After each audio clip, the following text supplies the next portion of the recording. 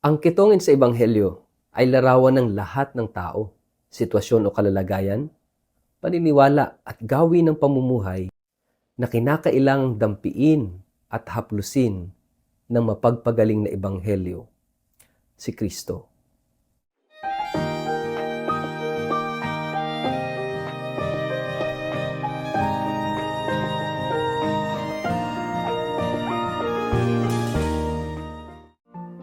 Ang mabuting balita ng Panginoon ayon kay San Marcos. Isang taong may ketong ang lumapit kay Jesus. Lumuhod ito at nagmakaawa. Kung nais po ninyo, ako'y inyong mapapagaling at magagawang malinis. Nahabag si Jesus sa ketongin. Kaya't hinawakan niya at sinabi, "Oo, nais ko gumaling ka."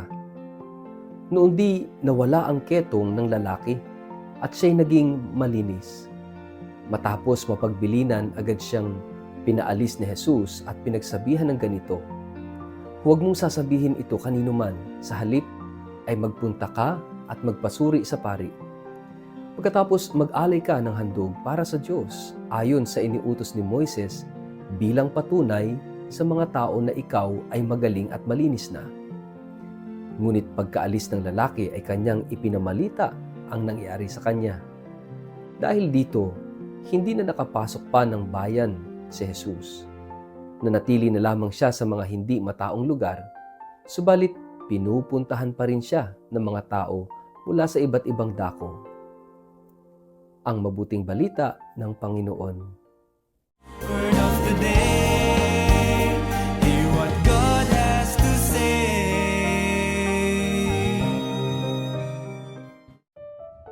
Mapagpalang araw po sa inyong lahat. Kumusta po kayo? Ang ating pong word of the day ay untouchables.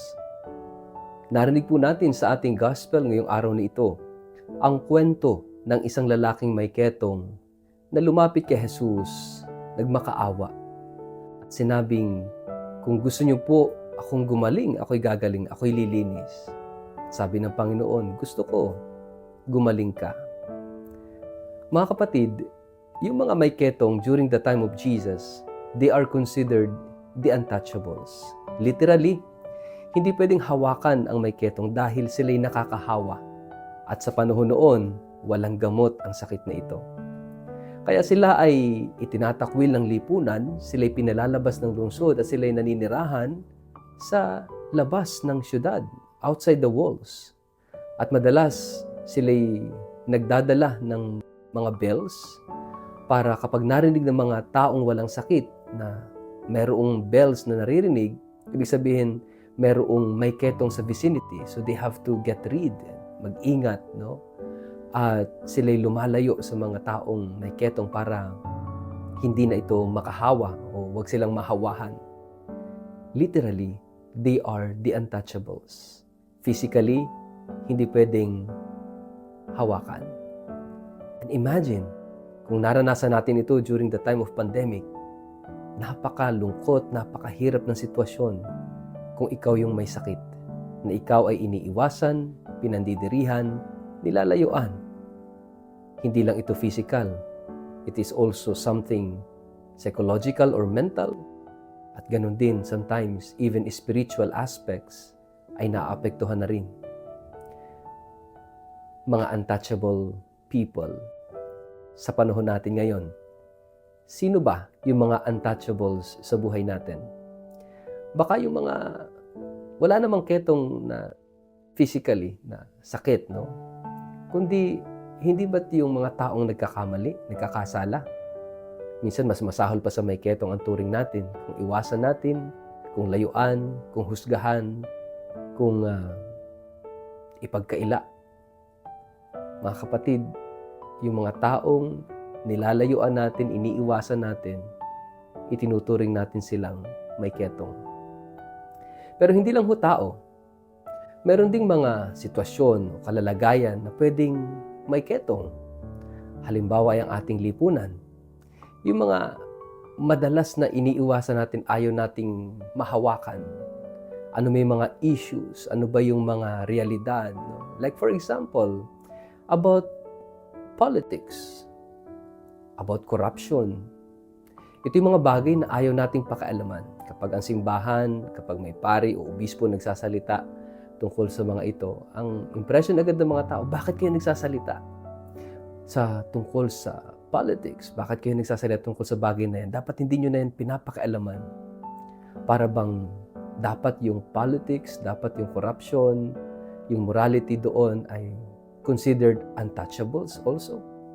Hindi dapat hawakan, hindi dapat pansinin, hindi dapat pakialaman. Kahit na lantaran na yung korupsyon, huwag pa rin makikialam.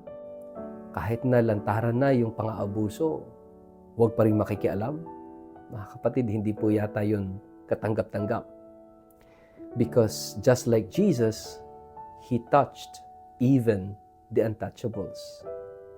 Kahit yung mga kino-considered na untouchable situations, untouchable institutions, dapat hawakan, dapat mahipo ng Panginoon. Dapat mahawakan ng Ebanghelyo ni Kristo. Dampiin ng katotohanan. Kaya nga, baka ito ay isang mukha ng mga untouchable sa ating lipunan ngayon. Hindi lang yon, baka rin may mga like for example, mga ugali na ayaw na nating pakialaman sa sarili natin, no? Uri ng pamumuhay na ayaw nang pakialaman. Like for example, the issues on marriage, issues on divorce, issues on same-sex marriage, or issues on abortion or euthanasia. Sasabihin natin, hayaan na lang ang gobyerno ang mag-touch sa issue na yan. Ang simbahan dapat hindi nakikialam. Of course, the church cannot but touch those issues.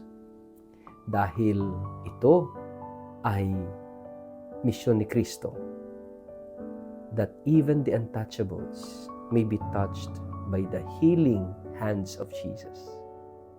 Dahil ang paghawak, paghipo ng Panginoon ay nagbibigay ng kagalingan. Mga kapatid, nakikita ba natin yung mga untouchable realities sa buhay natin? O baka tayo ay isa sa mga untouchables? Ayaw nating tayo'y pakialaman. Ayaw nating tayo'y hawakan ni Jesus ng kagalingan. O baka naman tayo yung iniiwasan, tayo yung nilalayuan. Feeling natin walang gustong makialam sa atin. Mga kapatid, nandyan si Jesus. Narinig natin sa Ebanghelyo that even the untouchables, Jesus was able to touch them. Hindi niya pinandirihan, hindi niya ikinahiya, hindi niya ipinagtabuyan. Sa halip, nilapitan niya, kinausap niya, hinawakan niya, pinagaling niya. Yan si Jesus. Na kahit mga untouchables, mahalaga kay Jesus. Included sa buhay ni Jesus. Included sa misyon ni Jesus. Mga kapatid, sana makapagsikap tayo na matularan yung inclusivity of Jesus, na kahit yung mga untouchables ay napahahalagahan, binibigyang importansya ng panahon dahil sila'y mahalaga rin. Hilingin po natin ito sa ating panalangin sa araw na ito.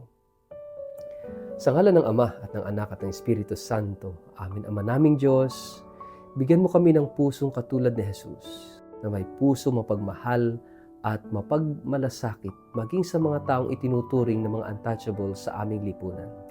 Lalong-lalo na ang mga makasalanan, ang mga naligaw ng landas.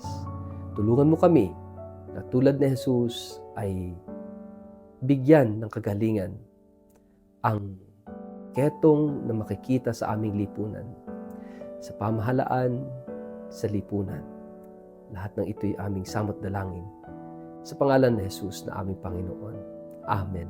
Pagpalain po kayo at ingatan ng makapangyarihang Diyos, Ama at Anak at Espiritu Santo. Amen.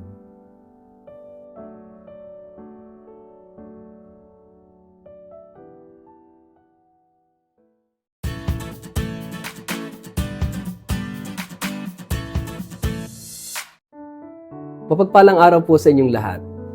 Inaanyayahan ko kayo na makibahagi sa isang natatanging pilgrimage sa Eastern Europe bilang bahagi ng Jubilee of Hope. Isang pagkakataon po ito upang mapalalim ang ating pananampalataya, mas lalo pang mapalapit sa Diyos at maranasan ang mayamang kultura at espiritualidad ng mga bansang ito. Ang mga tampok na lugar na atin pong bibisitahin, unay ang Sanctuary of the Divine Mercy at Shrine of St. John Paul II sa Poland. Tuklasin natin ang kahulugan ng awa ng Diyos sa pamamagitan ng pagdalaw sa mga lugar na ito kung saan isinilang at naglingkod ang Santo Papa ng awa si St. John Paul II.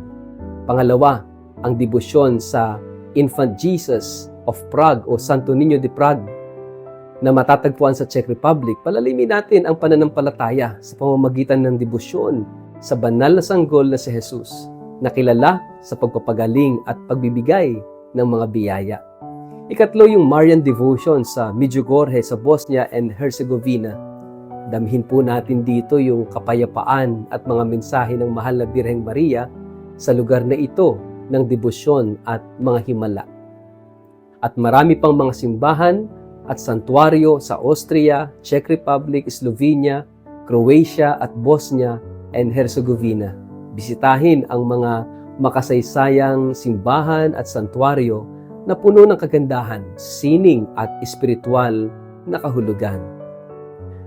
Bakit nga ba dapat mong sumama? Dahil una, ito'y isang bihirang pagkakataon upang mas lalong mapalapit sa Diyos sa pamamagitan ng panalangin at pagninilay. Makasama ang iba pang mga mananampalataya ang nagnanais na lumago sa kanilang espiritual na buhay. Siyempre, ikatlo, tuklasin ang mayamang kasaysayan, kultura at pananampalataya ng mga lugar na ating bibisitahin. At para po sa mga interesadong sumama, agad na makipag-ugnayan po sa 0917-5860141 o 0917-823-8461. Huwag po nating palampasin ang natatanging pagkakataong ito upang maranasan ang biyaya at inspirasyon ng Jubilee of Hope. Halina po at maglakbay, magdasal at magdiwang ng pananampalataya natin sa Diyos.